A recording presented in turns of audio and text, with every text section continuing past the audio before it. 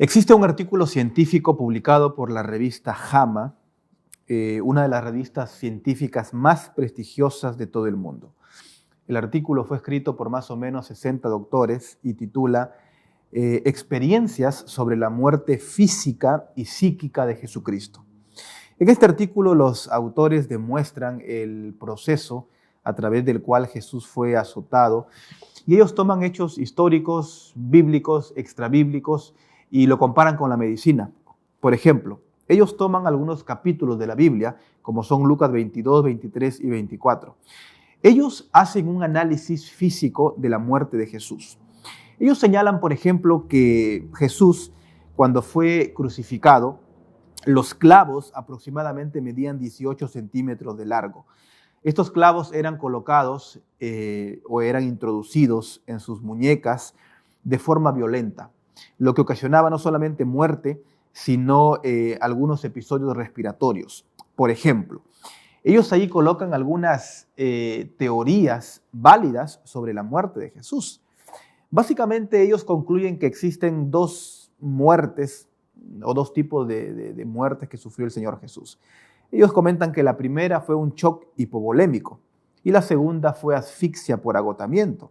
Y ellos toman los relatos evangélicos y las pruebas también extrabíblicas. En primer lugar, ellos toman el hecho de que Juan relata de que cuando el soldado atravesó el cuerpo de Jesús, salió de él agua y sangre.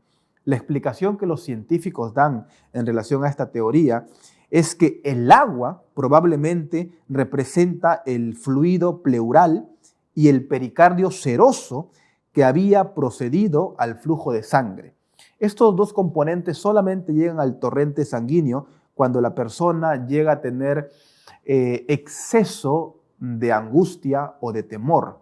La medicina moderna llama, por ejemplo, a este episodio muerte por corazón roto. En segundo lugar, ellos mencionan que la hipovolemia y la insuficiencia cardíaca que Jesús sufrió se debía a la gran concentración de un derrame pleural que él tuvo por el dolor tan intenso que sufrió. Así que si uno, amigos, analiza la muerte de Jesús y los sufrimientos que él tuvo, hasta científica y médicamente, uno puede darse cuenta de lo que Jesús sufrió en la cruz fue algo que tal vez ninguno de los que estamos aquí presentes podría atravesar. Esta semana, queridos amigos, vamos a centrarnos exclusivamente en la muerte de Jesús y las repercusiones que su muerte trajeron para toda la humanidad. Sean bienvenidos a la lección de Escuela Sabática Conectados número 6.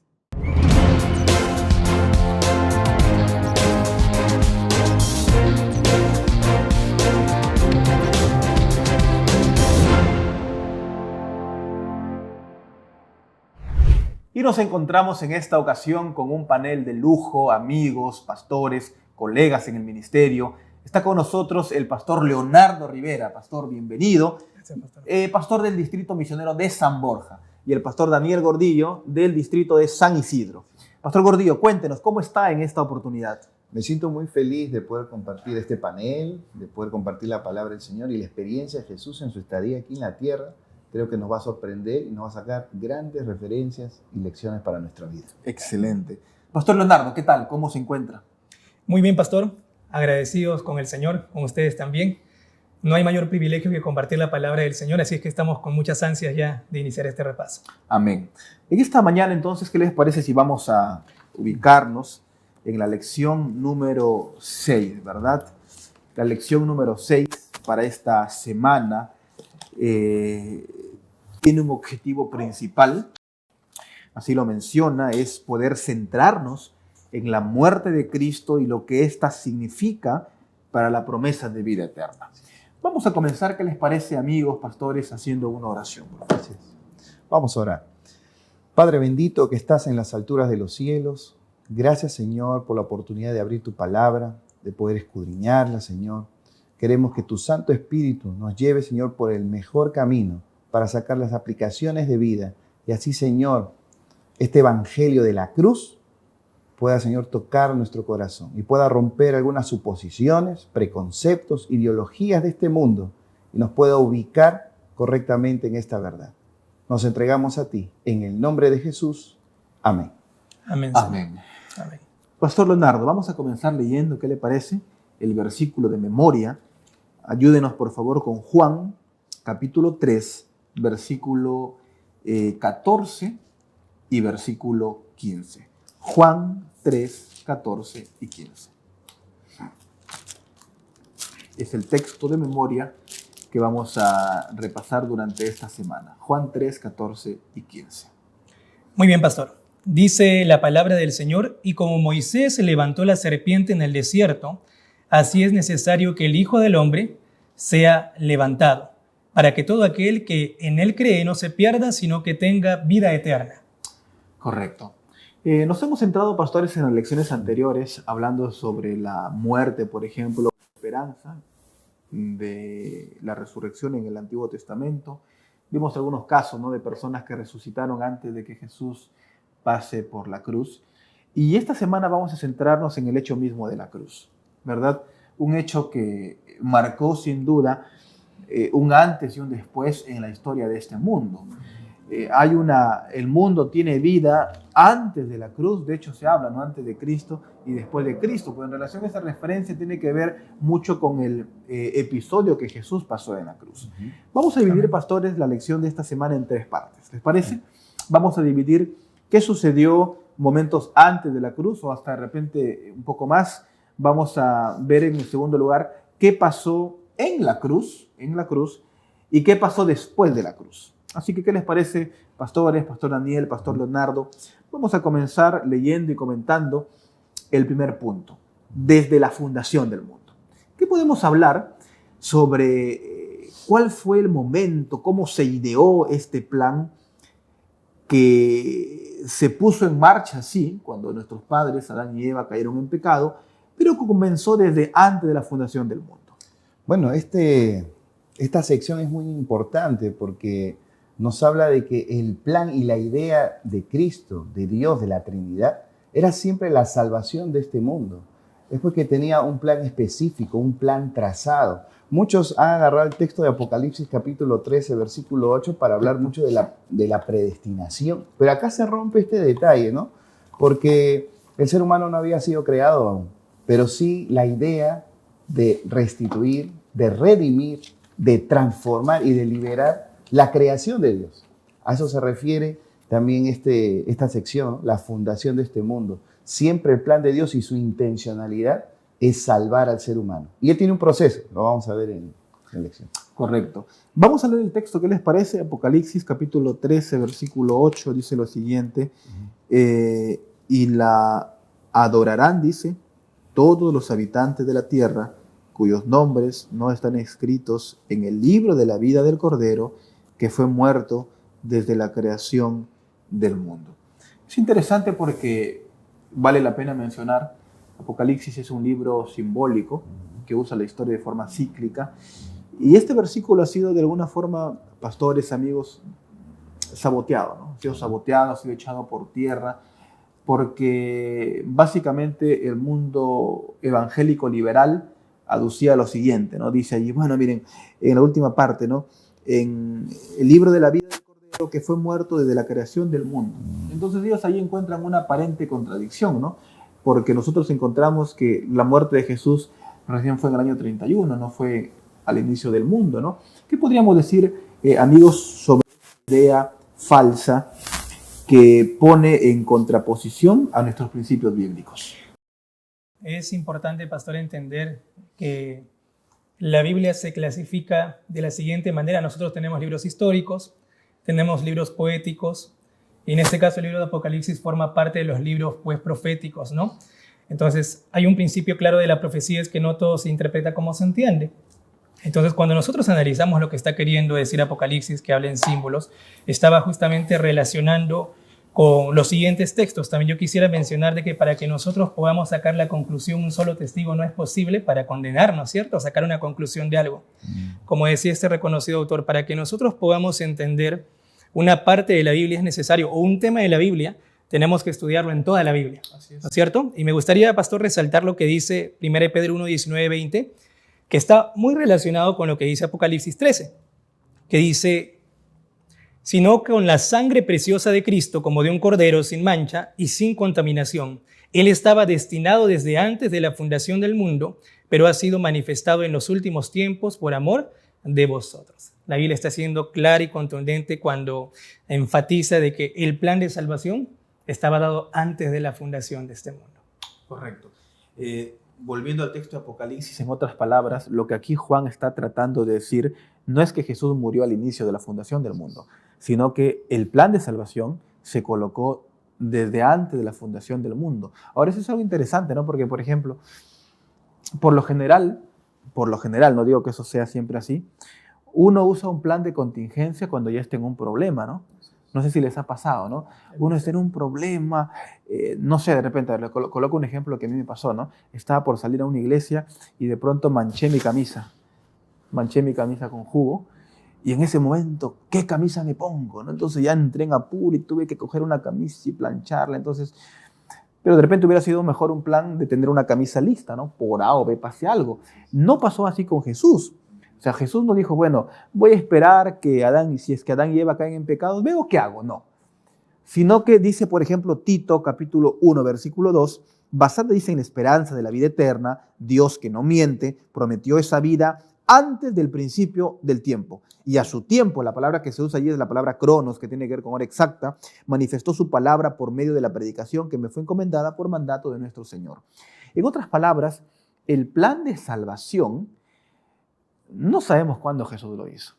Lo puede haber hecho hace millones de años antes de la eternidad. No sabemos.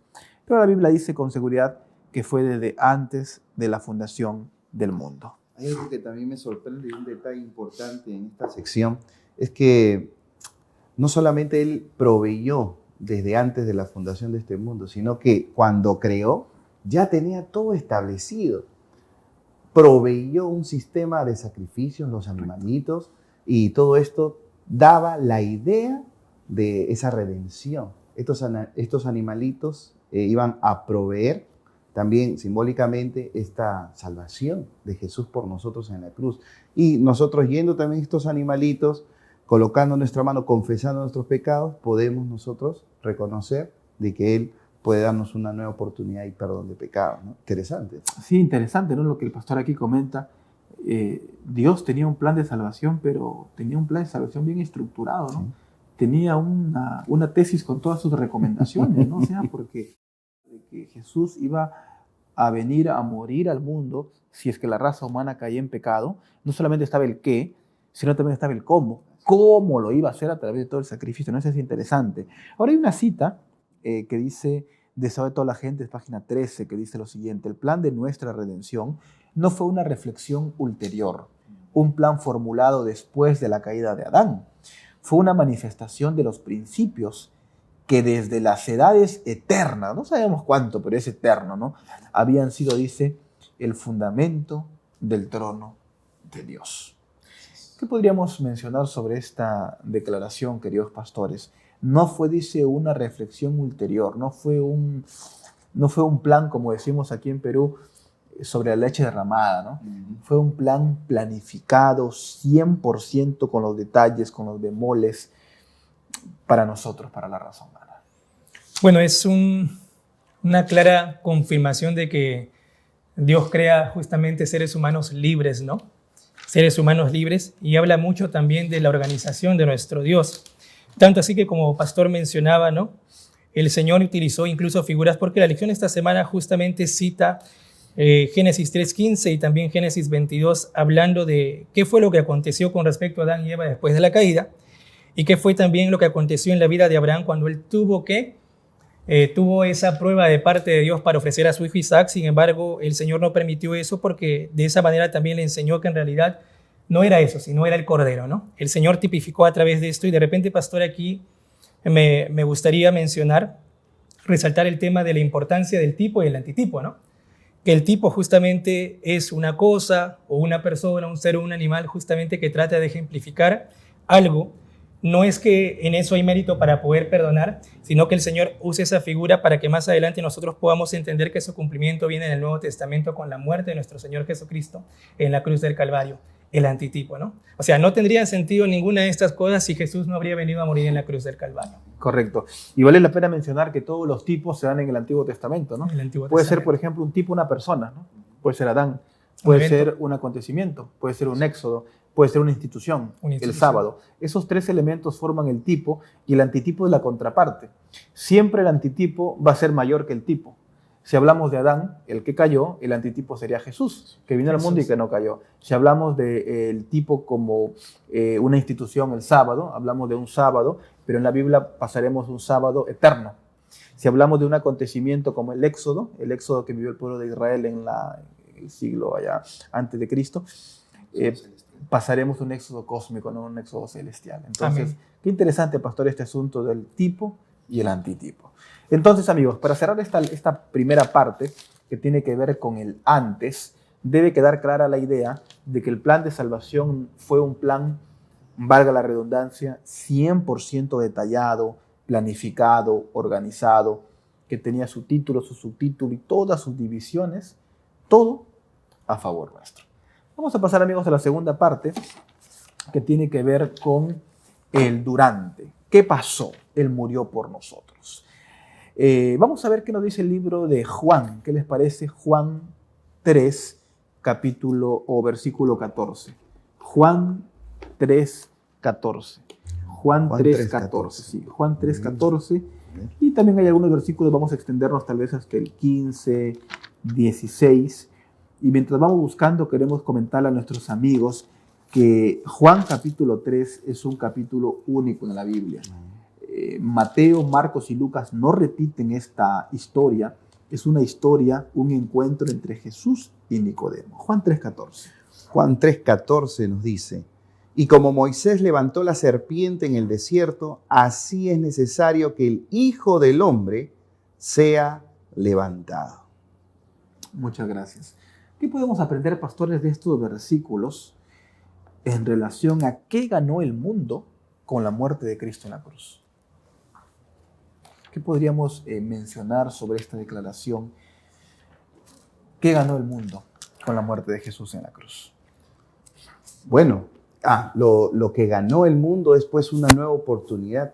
Es el perdón loable de sus pecados, de su vida pasada, ¿no?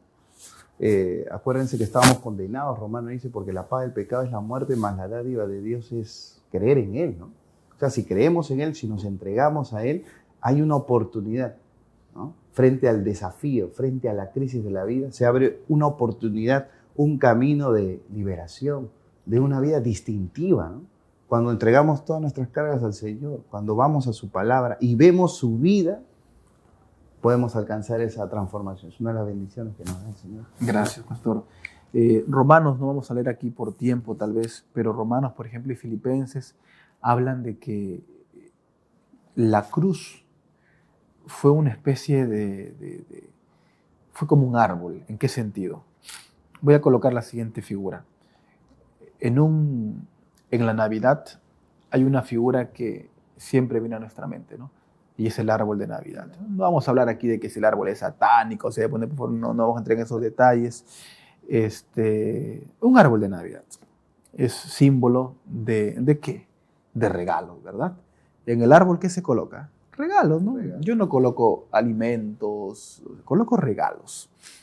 Entonces los niños vienen, abren sus regalos. Más o menos la cruz fue como una especie de árbol, valga la analogía. ¿Por qué? Porque Jesús muere ese viernes y el Padre se acerca y el Padre lo que hace es colocar su mano, no en su bolsillo, sino en su corazón. Y el Padre lo que hace es sacar la ofrenda más grande que alguien pudo dar alguna vez, su Hijo. Y coloca a su Hijo. Y no solamente coloca a su Hijo en la cruz, sino que el Padre viene con más regalos. Viene y lanza simbólicamente el regalo de la reconciliación, lanza el regalo del amor, lanza el regalo de la expiación, ya no estás enemistado conmigo. La cruz es el cúmulo donde la raza humana recibe regalos de forma inmerecida. Y todo esto no podía hacerse de forma improvisada. Esta simbología de la que estamos hablando tenía que haberse efectuado a través de un plan. Por eso el pastor leyó el texto de Juan 3:14, ¿no? Es el símbolo. Nicodemo vio el símbolo cuando realmente Jesús, aquella tarde, aquel viernes, fue levantado en el desierto. También, pastor, si continuamos leyendo los versículos, ¿no? que continúan allí, justamente habla del propósito, ¿no? Jesucristo no vino a condenar al mundo, ¿no? Sino vino con un propósito especial. Me gustaría conectar lo que dice Juan 1:29 y Juan 1:9, ¿no? Sí. Que habla acerca de que he aquí el Cordero de Dios que quita el pecado del mundo, haciendo alusión también a que solamente Cristo, pastor, era aquel que podía proporcionarnos el perdón de los pecados. Solamente la muerte de Cristo podía restaurar la imagen de Dios que se había perdido en el hombre, ¿no? Correcto. Sí, pastor. Sí, quería comentar justo el texto bíblico de Moisés. Yendo pues un poquito al Antiguo Testamento, ¿cómo así una serpiente en el desierto? Nosotros sabemos pues que la serpiente en Apocalipsis capítulo 12, versículo 9, simboliza al diablo, ¿no? ¿Por qué en el Antiguo Testamento, y si no vamos al libro de Números, encontramos ese acontecimiento? ¿Por qué Moisés levantó una serpiente en el desierto? ¿Y qué tiene que ver con Jesús? Claro. Bueno, más o menos la historia nos comenta que el pueblo de Israel empezó a murmurar contra Moisés, o sea, contra Dios. Y Dios agarró y dijo, mire, este pueblo es impenitente, este pueblo es murmurador, no es agradecido. Bueno, vendrán serpientes venenosas, van a picar. Pero ¿sabes qué? Tú vas a levantar, vas a colocar una serpiente. Esto es importante porque cada vez que vamos a Cristo o miramos a Cristo, vivimos en Cristo, podemos encontrar esa liberación en Jesús, esa sanidad en Jesús. Ahora hay algo importante porque si leemos los otros textos, nos habla de uno de los versículos más importantes de la Biblia, ¿no? Porque de tal manera amó Dios al mundo que ha dado su Hijo unigénito para que todo aquel que en Él cree no se pierda, sino tenga la vida eterna. En este versículo yo tengo algo que compartir aquí. Aquí cuando se coloca la palabra porque, es porque hay una mayor explicación. La mayor explicación la dio Jesús, ¿no? De tal manera amó Dios al mundo, ¿no? De tal manera hubo una mayor intensidad en este mensaje, ¿no? Cuando dice amó, es el mayor mandamiento de Jesús, fue el amor. Cuando dice Dios, es el mayor ser. O sea, y ahora si seguimos escarbando, ¿no? Al mundo fue su mayor objetivo. El mayor objetivo de Jesús fue salvar a la raza humana. Por eso la intencionalidad de Jesús fue buscar y salvar lo que se había perdido. Ahora que dice que dio, fue el mayor regalo. El mayor regalo por nosotros fue el Hijo de Dios, a su Hijo unigénito, que fue el mayor sacrificio para que todo aquel que en Él cree no se pierda. Quería que ellos no estén en la condenación total, mas tenga, que es la mayor conquista que Él iba a hacer, vida eterna, que es la mayor esperanza para cada uno de nosotros. Importante este texto bíblico. Desde el proceso, el desarrollo de la raza humana, el Señor siempre quiso colocar esa idea de que mirando hacia Él podemos obtener esa vida eterna y la sanidad y salvación. Amén, pastor. Muy importante lo que el pastor menciona, ¿no? El pastor también algo allí. Sí, a ver, pastor. Sí, justamente cuando nosotros analizamos la palabra unigénito, la palabra en el idioma griego es la palabra monogenes, ¿no? Que el significado es único en su clase. No hay otro. En su clase. Entonces, conectando en realidad esto con lo que dice también Juan 1:1 al 9, o 1 al 3, perdón, que habla de que Jesucristo estuvo en el principio de la creación. O sea, destaca claramente de que Jesucristo, el sacrificio de Él fue más que suficiente, porque era único en su clase, era eternamente humano y a la vez era eternamente divino. Amén, bendición. Quiero tomar la última parte de Juan 3:16 que dice, para que todo aquel que en Él cree no se pierda, mas tenga vida eterna. Uno de los propósitos del plan de salvación fue la preservación de la vida. En la mente de Jesús, la vida del mundo, de la raza humana, era muy rica, era muy importante como para permitir que se extinga. Ahora, cuando uno habla de la muerte de Cristo en la cruz, tal vez en algunas ocasiones nos hemos acostumbrado a hablar de este misterio, porque es un misterio, de forma automática, ¿no? Bueno, hablamos, sí, Jesús murió en la cruz y murió por nosotros, por nuestros pecados. Pero cuando uno se coloca en los zapatos de Jesús, ¿cuán real fue la cruz para Jesús? Hay un grupo dentro del cristianismo que básicamente hasta los años 1980, 90, no creían que Jesús sufrió. Creían que Jesús simplemente actuó, simuló tener dolor. Y ellos decían, bueno, no, en realidad Él no pudo haber sufrido en la cruz porque Él es Dios. Y si Dios sufre, eso quiere decir que tiene una experiencia nueva. Y si tiene una experiencia nueva, cambió. Y si cambió, no es Dios. Pero en realidad el sufrimiento que Jesús tuvo en la cruz, también lo tuvo el Padre y también lo tuvo el Espíritu Santo. Y ese es un misterio tremendo. ¿Por qué? La Biblia menciona que el dolor para Jesús fue real. Y una de las evidencias es que estando él en el Getsemaní, llorando, le dice a su padre, Padre, hay otra forma, le dice, que podamos lograr lo mismo y evitar la cruz, pasa de mí esta copa. Y Jesús le dice al Padre, el Padre le dice, no hay otra forma. Jesús va a la cruz y el Padre, ante tanto dolor, envía tinieblas. Y hay una cita que se encuentra en el comentario bíblico, tomo 7, página 924, la versión en inglés. Elena de White allí menciona, amigos pastores, que el viernes en la cruz hubo un quebrantamiento dentro de la Trinidad. El Padre, el Hijo y el Espíritu Santo pasaron por una experiencia nueva que antes no habían experimentado. Fueron quebrantados, dice. Y el mejor ejemplo para hablar de esto es pensar que a un ser humano, un hombre o una mujer, lo toman vivo, lo amarran en un árbol y vivo le arrancan un brazo. Entonces, comparado con ese dolor, lo que Jesús pasó en la cruz no tuvo precedente. ¿Y por qué lo hizo? Dice la Biblia, para preservar vida. Para preservar vida. Con sinceridad, yo creo que nosotros, las personas que están viéndonos en esta oportunidad, no estaríamos en condición de dar nuestra vida. Seamos honestos, ¿verdad? En una sala de UCI, el ser humano se aferra a la vida. Y dar la vida por otra persona, lo pensaríamos. De repente los que tenemos hijos, no, hijito, yo daría por ti mi vida, pero en el momento, lo pensaríamos, ¿no? Lo pensaríamos.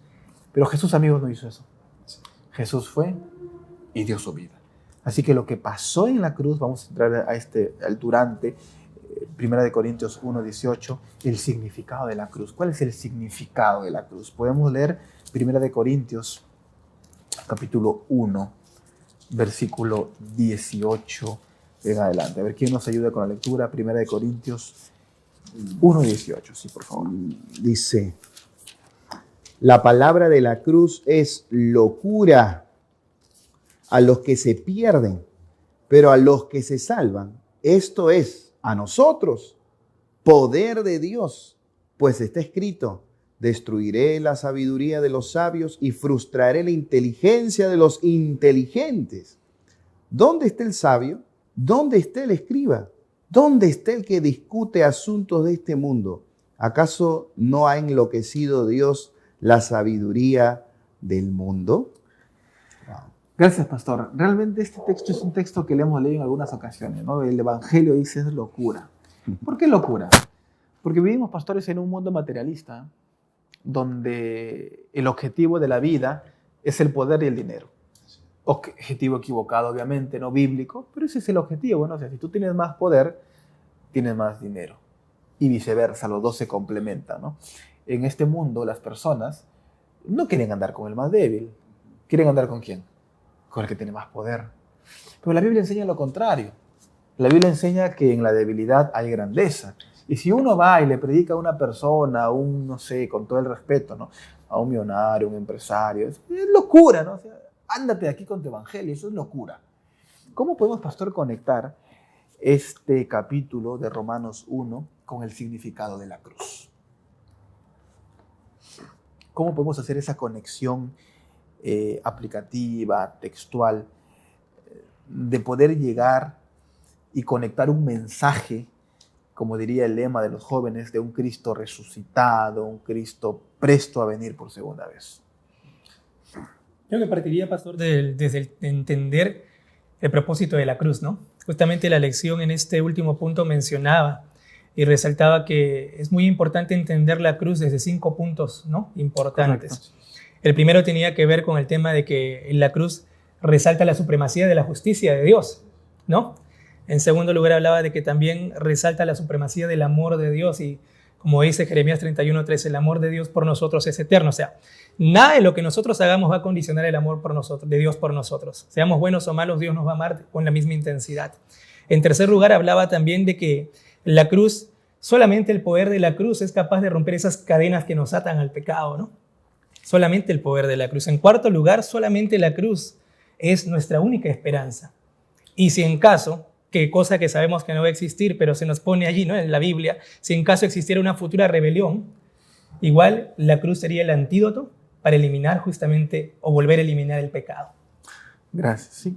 Importante porque también esta palabrita, la locura de la cruz, que tiene que ver mucho con poco inteligente, ¿no? Este asunto poco inteligente, de personas necias, personas tontas. Ahí la palabra, ¿verdad? Es la palabra de imbécil, ¿no? Es el griego idiotes, que significa alguien demente, un desquiciado. Claro. De hecho, no es como vulgarmente se puede mencionar, sino una persona sin juicio. Así es. Una persona que perdió la razón. Es la palabra ahí que se usa, ¿no? Y eso tiene una conexión importante en los días de Noé. La gente en ese tiempo, al escuchar ese evangelio de salvación, ridiculizó el mensaje de Noé, ese mensaje de salvación. Igualmente, la locura de la cruz, para aquel que no ve más allá de lo que el Señor tiene para él, pues lo va a ridiculizar, lo va a minimizar. Porque si lo vemos materialmente, dice, ¿yo qué gano yendo a Jesús? ¿Yo qué gano creyendo en Jesús? No tengo dinero, más bien me vienen más problemas, tengo más crisis en la parte laboral, familiar, la gente se está alejando de mí porque me dice que soy hermano, porque creo en un ser que dice que es superior, pero al final yo soy débil. O sea, no, pareciera que no tiene sentido ir a la cruz. Pero si nosotros vamos a la esencia y a estos 5 mensajes que nos trae la lección de Escuela Sabática, vamos a poder percibir la verdadera intencionalidad del Señor. Recuerdo haber visto una entrevista corta que le hicieron al pastor Bullón y le hacían esa pregunta, ¿no? Pastor, ¿qué seguridad podemos tener de la salvación y de la cruz? Y el pastor decía, ¿no? Bueno, yo no voy a explicar aquí de forma teológica, voy a explicar de forma lógica. No sé si vieron esa entrevista, ¿no? Y él decía, miren, a ver, por lógica, supongamos que el mensaje de la cruz, de la salvación y del amor, todo el mensaje es cierto. Y finalmente yo me salvo. Lógicamente voy a obtener una recompensa, ¿verdad? Pero supongamos que el mensaje de la cruz, de la salvación que me trae esperanza humana, es falso. Y yo muero y eso no se cumple. Igual en la vida tuve una esperanza. Así que hasta por lógica y por descarte, aceptar el mensaje de la salvación y de la cruz es válido, ¿verdad? Hasta por lógica.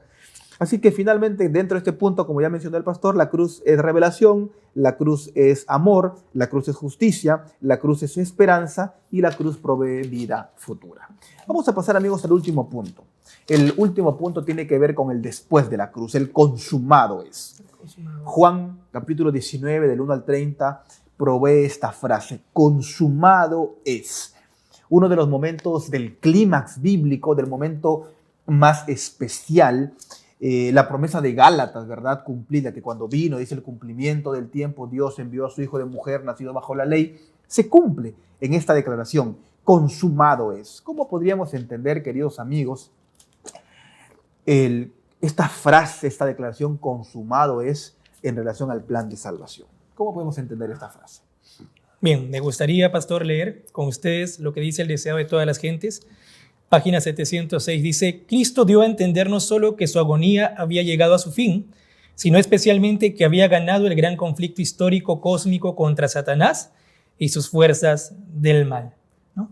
O sea, no solamente hablaba sencillamente de que había llegado al final su vida, ¿no? Su ministerio, sino también hacía alusión el consumado es a que él había logrado el objetivo, había cumplido el objetivo, darnos una nueva oportunidad de vida, ¿no? Y sobre todo, pastor, resaltar también que la muerte de Jesucristo no fue la muerte que nosotros normalmente conocemos y quizá en algún momento nos va a tocar vivir, ¿no es cierto? Nos va a tocar sufrir, sino que fue una muerte eterna. Y solamente alguien que pasó por eso puede proporcionarnos justamente una nueva oportunidad, la vida eterna, la vida eterna. Correcto. Podemos decir entonces que la frase consumado viene a ser el cumplimiento también de la profecía de Génesis 3.15, ¿verdad? Porque si bien es cierto, Génesis 3.15 es una profecía en relación a la simiente de Cristo, de Satanás, que tendrá su cumplimiento máximo cuando Jesús restaure este mundo, elimine el pecado. Pero también podemos darnos cuenta de que ya hay podríamos ver una parte previa, diríamos en términos financieros, un copago, ¿no? Que fue la cruz. La cruz trajo ese sello, esa promesa, ese fundamento para tener la seguridad de que íbamos a ser libres. Me pongo a pensar en la construcción de una casa. Imaginemos que hay una casa, no sé, 100 metros cuadrados y todo el proyecto cuesta, no sé, 200,000 soles. Una persona dice, bueno, yo voy a colocar las bases. Tengo ahora dinero para colocar las bases y coloca las bases. Ya se colocó las bases. De aquí a unos 3, 4, 7 años voy a terminar de construir mi casa, pero ya coloqué la base, ya no lo pueden mover, es el cimiento. Sobre esto se construye lo demás. Básicamente eso sucedió con la cruz en el plan de salvación. Jesús en la cruz del Calvario colocó la base, el cimiento para nuestra salvación, y la esperanza futura o la plenitud máxima lo vamos a ver cuando Jesús venga por segunda vez, ¿verdad? Consumado es, personalmente, ¿no? Pienso que es la obra de Dios la obra de Dios para poder salvar a la humanidad ya estaba pagada, porque todo esto tuvo un proceso muy amplio. Si nosotros escarbamos y hablamos un poquito de la tipología, hemos visto que puede ser acontecimientos, notamos, por ejemplo, que Isaac tiene que ver mucho con la figura de Jesús, porque él iba a ser sacrificado ¿no? También dice que la leña, Abraham tenía que llevar la leña para el sacrificio. Ahí también podemos ver algunas tipologías de que esa leña y ese zarzal que iba a tener ese cordero que estaba amarrado, y justo habla de cuerno. ¿Quién era ese cordero? Era un sustituto, era Jesucristo. O sea, es interesante porque la obra del Señor ya estaba tipificada desde la antigüedad. Entonces, consumado es, pagada está la deuda, pagada está, ¿no? O sea, mi obra aquí salvífica está siendo afirmada, acuñada, pero también mi sacrificio, ahora yo vengo pronto, ¿no? Y esa es la seguridad plena, pastores y amigos, que tenemos de que no necesitamos ver una resurrección futura para afianzar nuestra fe, porque ya tenemos aquí el caso de alguien que resucitó. Amén. ¿Verdad? Esa es la esperanza, creo, más grande, ¿no? De que alguien ya resucitó. De hecho, la Biblia menciona el primogénito de los muertos, no el que murió primero, ¿no? Sino el muerto más importante. El prototipo, ¿no? En la historia de este mundo. Finalmente, amigos, consumado es, Juan 19:30 dice lo siguiente: cuando Jesús tomó el vinagre, dijo, consumado es, e inclinando la cabeza, escondió su espíritu. Hay una frase que se encuentra aquí en el comentario exegético que dice que los escarnecedores estaban entre aquellos por quienes él moría para salvar, y no podía bajar de la cruz y salvarse a sí mismo, porque no eran los clavos los que lo sujetaban, sino la voluntad para salvarnos. Ese es un detalle fundamental, y con esto cerramos la lección, que dijo, no, a otros pudo salvarse, y no se salva a sí mismo. Y en realidad Jesús estaba viniendo a salvar a esas personas que se burlaban de él. Objetivamente, Jesús podía salvarse. Yo me animo a pensar, y soy un poco hasta gráfico, Jesús con un pensamiento hubiera llamado a los ángeles. Con una guiñada de ojo lo hubieran liberado. O sea, él tenía el deseo de salvarnos, pero también tenía la voluntad para liberarse. A diferencia nuestra, que tenemos el deseo y no tenemos el poder para salvarnos. Hay una gran diferencia. Jesús sí lo hizo. Amigos, realmente el tiempo siempre queda corto para estudiar la palabra de Dios. Queremos terminar con 2 preguntas. Una pregunta de aplicación. Pastor Leonardo, ¿qué aplicación podríamos obtener esta semana de la muerte de Cristo en la cruz para alguna persona que aún no lo acepta? Muy bien, pastor. Bien, la lección esta semana resaltaba que si nosotros habríamos sido las únicas personas, yo habría sido el único, tú habrías sido el único ser, la única persona viva en esta tierra, con certeza Jesús habría venido a morir por ti. Por eso Juan 3:16, nosotros deberíamos leerlo no porque de tal manera vino Dios, ¿no? O envió Dios a su Hijo unigénito para salvar al mundo, sino colocar mi nombre. Porque de tal manera amó Dios al mundo que envió a su único Hijo para salvar ¿a quién?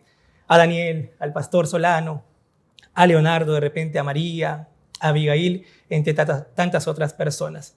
Yo quisiera terminar mencionando lo siguiente, ¿no? También el libro de Ministerio de Curación resalta y nos muestra de que nosotros deberíamos todos los días meditar en los momentos finales de la muerte de nuestro Señor Jesucristo. Cuando nosotros entendamos eso, apreciados hermanos, amigos, tendremos la necesidad y tendremos clara la visión de poder buscar a otras personas y contarles lo que Jesús ha hecho en nuestras vidas.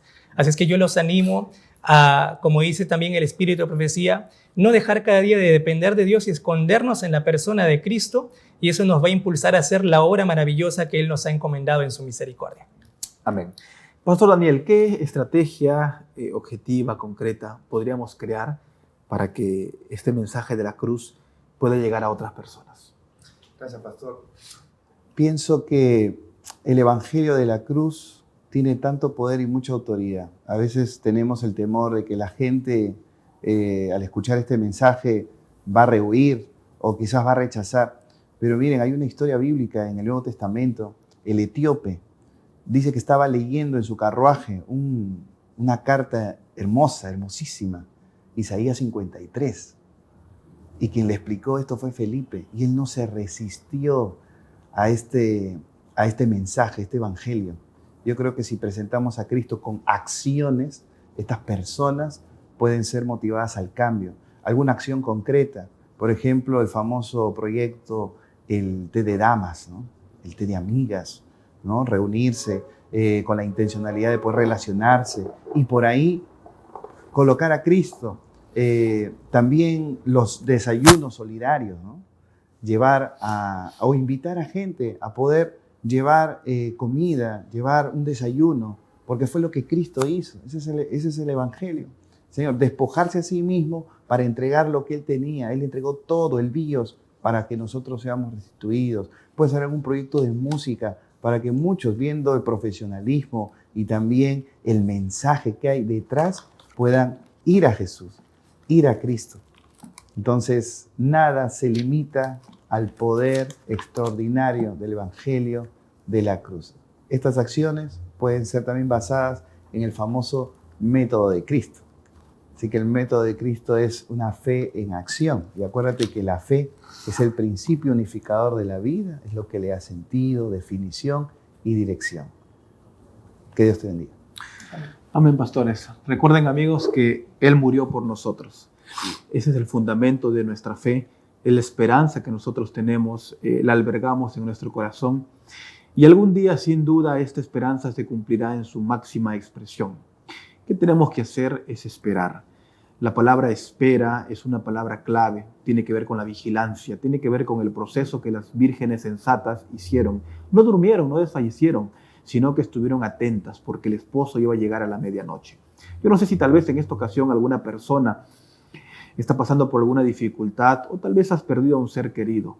Recuerda siempre, queridos amigos, que a pesar de que la espera a veces desespera, podamos tener la seguridad de que el Señor Jesús en algún momento, ese Jesús que murió, que resucitó y que hoy está en el cielo juzgando a las personas, pero también preparando moradas, dice la Biblia, un día vendrá por segunda vez. ¿Estarás listo para esa invitación? Solamente tú tienes la respuesta. Vamos a finalizar el bosquejo de la lección número 6, también pidiendo la bendición de Dios. Vamos a orar. Vamos a orar. Amante y cariñoso Padre, que te encuentras en las alturas de los cielos, Señor. En esta hora especial, Padre, estamos agradecidos contigo, Señor, porque eres un Dios bueno y en tu misericordia nos das la oportunidad y la libertad, Señor, de seguir estudiando tu palabra.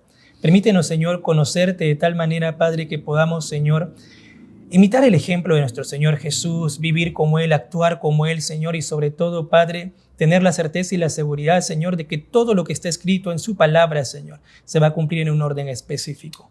Bendícenos, Padre, que la iglesia siga avanzando, que no dejemos de crecer en gracia. Te pedimos todo esto en el nombre de Jesús. Amén, Señor.